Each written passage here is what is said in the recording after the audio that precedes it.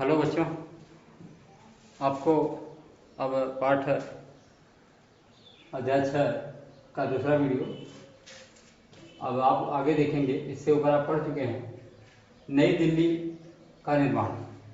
नई दिल्ली का निर्माण तो चित्र 5 ऊपर है, उसको आप देख लें किताब में, और चित्र 4 भी देख लें। चित्र 4 में दिल्ली स्थित जामा मस्जिद का पूर्वी दरवाज़ा दिया गया है। टॉमस डेनियल का चित्र 1795 का है। मीनारों और पूरे गुंबदों वाली यह भारत की पहली मस्जिद है। उसके बाद चित्र 5 में देख लें, दिल्ली में निजामुद्दीन औलिया की दरगाह है और स्रोत एक में भी देख लें, दिल्ली जो एक शहर था आलम में इंतखाब 1739 तक दिल्ली नादिर शाह के हाथों तबाही और लूट खसोट का सामना कर चुकी थी। शहर के पतन पर दुख भरे लहजे में 18वीं सदी में उर्दू शायर मीर तकी मीर कहते हैं, दिल्ली जो एक शहर था आलम में इंतखाब। हम रहने वाले हैं इसी उजड़े दयार के, मैं उसी उजड़ी हुई दिल्ली का रहने वाला हूँ जो एक ज़माने में दुनिया का सबसे भव्य शहर थी। ये लिखा है शायर और उर्दू शायर मीर तकी मीर ने।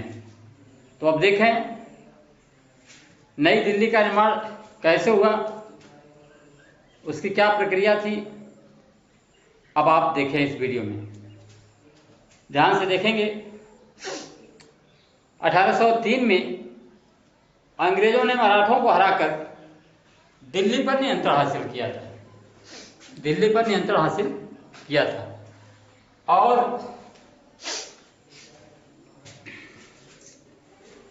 क्योंकि ब्रिटिश भारत की राजधानी कलकत्ता थी, इसलिए मुगल बादशाह को लाल किले के महल में रहने की छूट मिली हुई थी।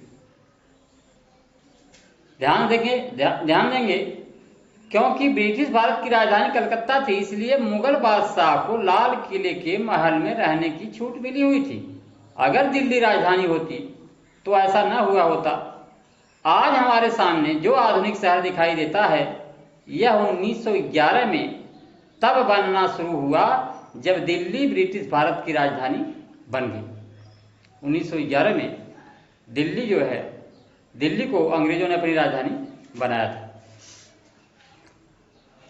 एक अतीत का ध्वंस,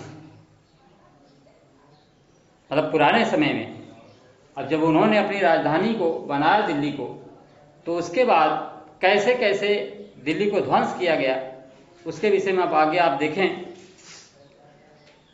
1857 से पहले दिल्ली के हालात दूसरे औपनिवेशिक शहरों से काफी अलग थे। मद्रास, बंबई या कलकत्ता में भारतीयों और अंग्रेजों की बस्तियां अलग अलग होती थीं। भारतीय लोग काले इलाकों में और अंग्रेज लोग सुसज्जित गोरे इलाकों में रहते थे। दिल्ली में ऐसा नहीं था। खास तौर से 19वीं सदी के पूर्वार्ध में दिल्ली के अंग्रेज भी पुराना शहर के भीतर अमीर हिंदुस्तानियों के साथ ही रहा करते थे। वे भी उर्दू, फारसी, संस्कृत व शायरी का मजा लेते थे और स्थानीय त्योहारों में हिस्सेदारी करते थे। 1824 में दिल्ली कॉलेज की स्थापना हुई थी। 1824 में दिल्ली कॉलेज की स्थापना हुई, जिसकी शुरुआत 18वीं सदी में मदरसे के रूप में हुई थी। इस संस्था ने विज्ञान और मानव शास्त्र के क्षेत्र में एक नए युग का सूत्रपात कर दिया। यहाँ मुख्य रूप से उर्दू भाषा में काम होता था।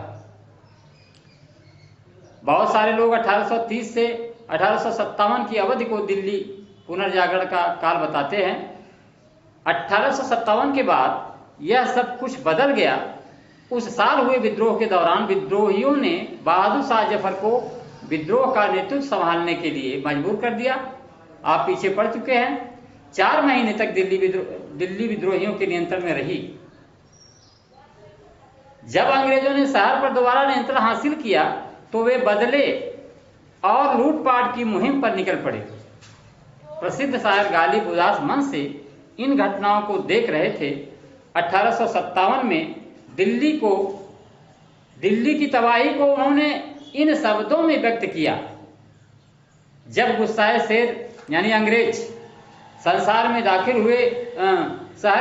दाखिल हुए तो उन्होंने बेसहारों को मारा, घर जला डाले, न जाने कितने औरत मर्द आम और खास 3 दरवाजों से दिल्ली से भाग खड़े हुए और उन्होंने छोटे छोटे समुदायों तथा शहर के बाहर मकबरों में पनाह ली। अगली बगावतों को रोकने के लिए अंग्रेजों ने बहादुर शाह जफर को देश से निकाल दिया।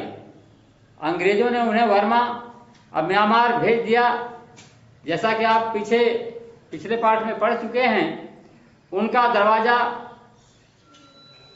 दरबार बंद कर दिया, कई महल गिरा दिए, बागों को बंद कर दिया और उनकी जगह अपने सैनिकों के लिए बैरकें बना दी। अंग्रेज दिल्ली के मुगल अतीत को पूरी तरह भुला देना चाहते थे। किले के इर्द गिर्द का सारा इलाका साफ कर दिया गया, वहां के बाग, मैदान और मस्जिदें नष्ट कर दी गईं। उन्होंने मंदिरों को नहीं तोड़ा। अंग्रेज आसपास के इलाके को सुरक्षित करना चाहते थे। खास तौर से मस्जिदों को या तो नष्ट कर दिया गया या उन्हें अन्य कामों के लिए इस्तेमाल किया जाने लगा। मिसाल के तौर पर जीनत अल मस्जिद को एक बेकरी में तब्दील कर दिया गया। जामा मस्जिद में 5 साल तक किसी को नमाज की इजाजत नहीं मिली। शहर का 1/3 हिस्सा ढहा दिया गया। नहरों को पाट कर समतल कर दिया गया। रेलवे की स्थापना करने और शहर को 4 दीवारी के बाहर फैलाने के लिए 1870 के दशक में शाहजहानाबाद की पश्चिमी दीवार को तोड़ दिया गया। अब अंग्रेज उत्तर की तरफ विकसित हुए, विशाल सिविल लाइंस इलाके में रहने लगे। अब वे पुराने शहर में भारतीयों के साथ नहीं रहते थे। दिल्ली कॉलेज को एक स्कूल बना दिया गया और 1877 में उसे बंद कर दिया गया। तो इस तरह से दिल्ली शहर का निर्माण होना शुरू हो गया। अब यहां पर थोड़ा सा स्रोत 2 ब्रिटिश, यहां पर एक चित्र दिया गया है, चित्र नंबर 6, उसको भी देख लें। ब्रिटिश टुकड़ियां दिल्ली की सड़कों पर विद्रोहियों का कत्लेआम करके बदला ले रही हैं। कभी नाम का भी एक शहर हुआ है।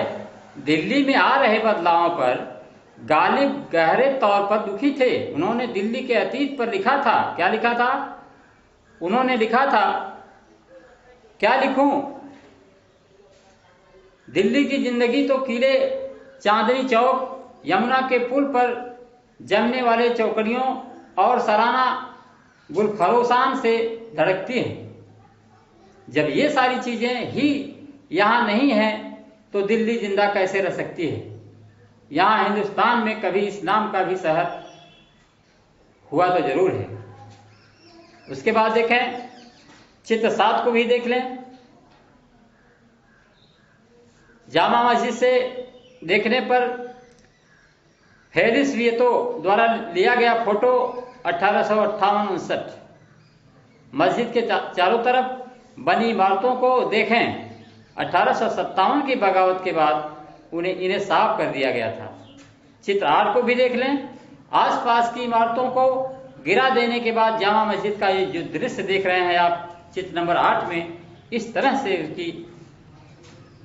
से बना दिया गया था। अब देखें आगे, एक नई राजधानी की योजना। ये सब होने के बाद एक योजना बनाई गई नई राजधानी बनाने की। ये योजना बनाई गई नई राजधानी बनाने की। तो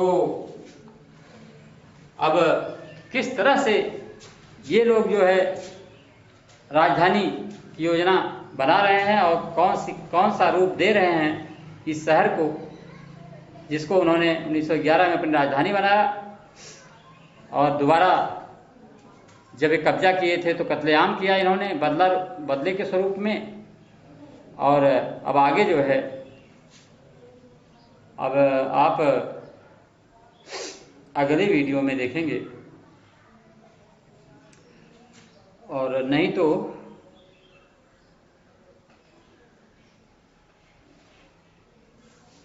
अगला वीडियो